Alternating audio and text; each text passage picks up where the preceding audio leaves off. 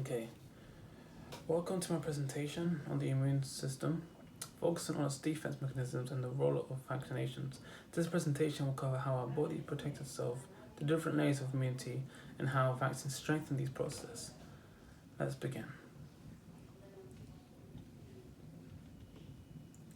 So, the first line of defense, also known as innate immunity, includes physical and chemical barriers that prevent pathogens from entering the body. This defense is non-specific, meaning it protects us from a wide range of invaders, acting as first shield against infection. So, a physical and chemical barrier to prevent diseases causing organisms like bacteria, viruses, and fungi from entering the body is known as the first line of defense. In the diagram, we see examples of these in summary.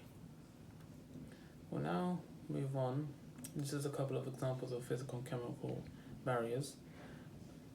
This includes skin, which acts as a waterproof shield, mucous membranes, which trap invaders in areas like the respiratory tract, tears and saliva, which contain enzymes to break down bacteria, and stomach acid, which destroys ingested microbes. Now focus on the second line of defense. Second line of defense, the second line of defense activates if pathogens bypass the first line, such as through cuts or ingestion. This defense is also part of an innate immunity and works non-specifically to respond to all invaders. It includes mechanisms like inflammation, fever, and vectosis. If pathogens bypass the first line, second line of defense activates. This is also known as innate immunity. Here we see the T helper cell response to virus infections. See what they release. Okay, we'll now move on to examples of second line defense. This includes phagocytes, which engulf and digest pathogens, inflammation, which increases blood flow to promote healing, fever, which raises body temperature to inhibit pathogen growth, and natural killer cells, which target and destroy infected of all abnormal cells.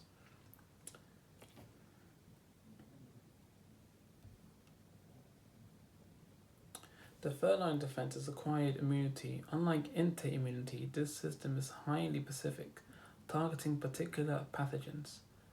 It involves B cells, which produce antibodies, and T cells, which either coordinate immune responses or directly kill infected cells.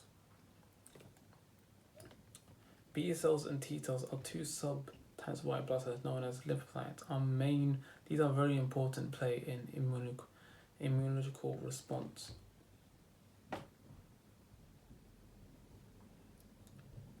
Okay, so B cells are responsible for producing antibodies that attach to pathogens, neutralizing them or marking them for destruction. Helper T cells activate other immune cells, while cytotoxic T cells destroy infected cells. This system also creates memory cells, allowing for quicker and stronger response to future infections.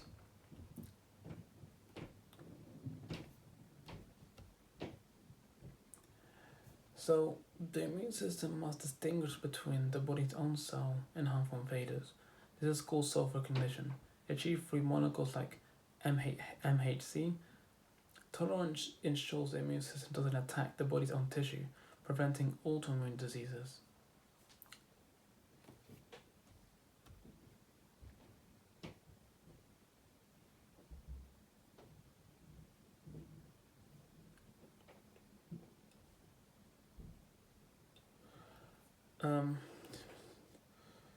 Central tolerance occurs during T cell development in the thymus, where self-activate T cells are eliminated.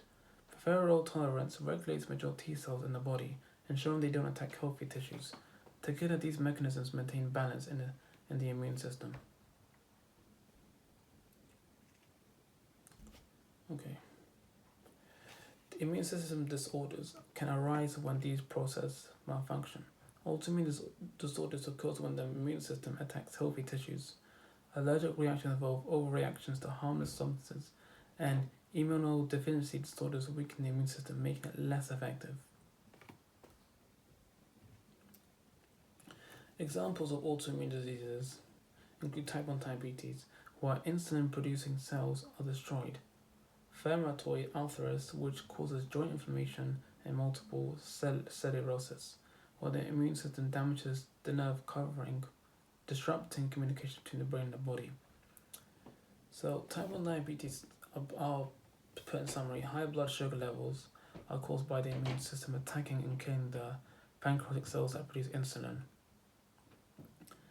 And moving on to thyroid arthritis, this condition is caused by inflammation, discomfort, and possible joint damage as the immune system attacks the joints. And we can see a diagram here, specifically where are the thymos located as these play an important role. These are organs of the immune system. Alright. Allergic reactions are caused by the immune system overreacting to harmless substances like pollen or certain foods. This triggers the release of chemicals like histone, leading to symptoms such as itching, swelling, or severe reactions like anaphylaxis.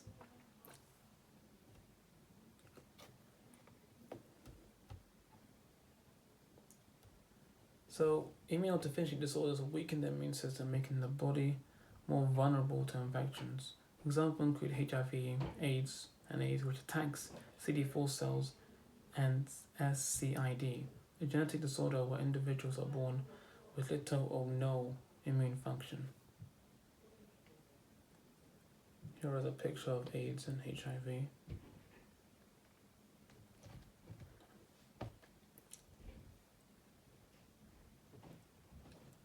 Acquired immunity can be divided into natural and artificial immunity, as well as active and passive immunity.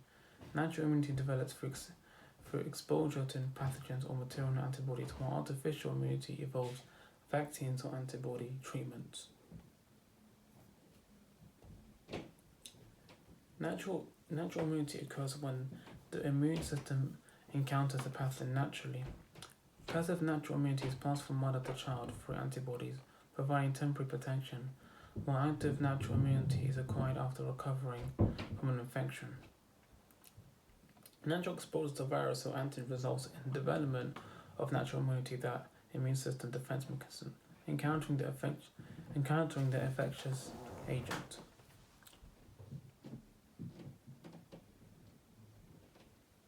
We have a diagram explaining natural and artificial. Natural in summary to what I said. Okay. So, if artificial immunity is induced through medical interventions, active artificial immunity involves vaccinations, which trains the immune system to recognize and fight specific pathogens. Passive artificial immunity provides intermediate but short-term protection such as antiviral treatments.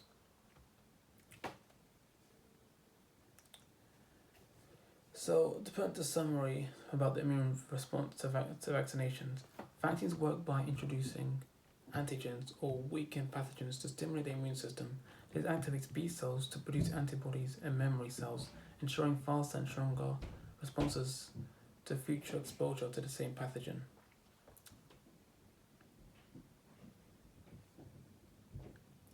So, herd immunity is the result of vaccination.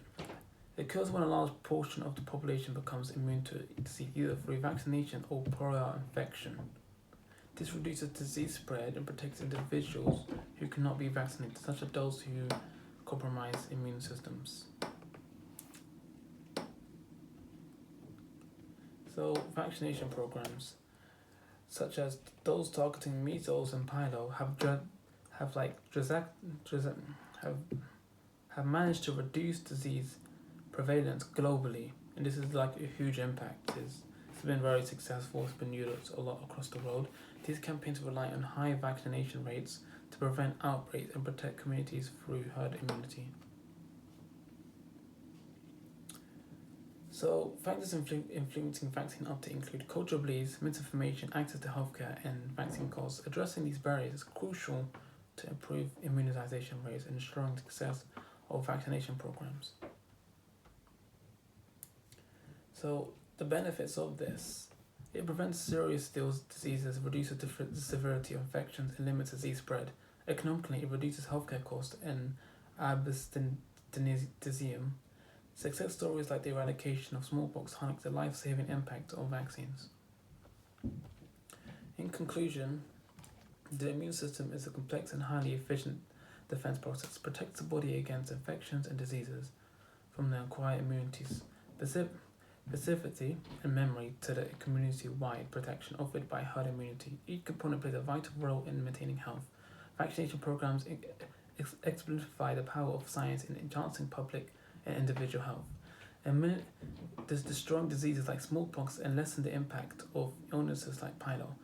But on the other hand, to maximize the benefits of these programs, addressing barriers like misinformation, cultural beliefs, and access to healthcare is crucial. Together, these initiatives open the door for a healthier and more powerful global population. And this is the end. Next are the references.